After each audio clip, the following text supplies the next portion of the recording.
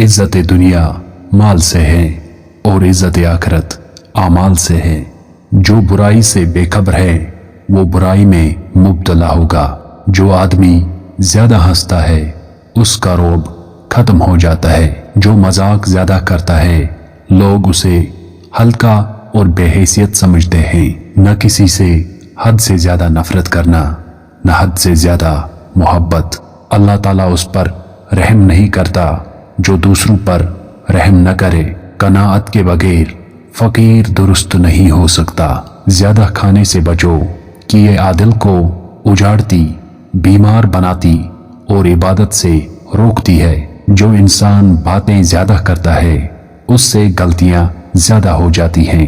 जो गलतियां ज्यादा करता है उसकी हया कम हो जाती है।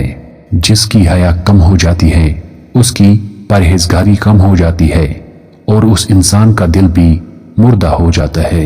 वो उमर जिनको देखकर शैतान रास्ता बदल लेता था, वो उमर जिनकी बहादुरी देखकर यहूदी ये कहने पर मजबूर हो गए कि अगर उमर 10 बरस और हुकूमत करते तो पूरी दुनिया पर हजरत मोहम्मद सल्लल्लाहु अलैहि वसल्लम का हुक्म नाफिज करवा देते।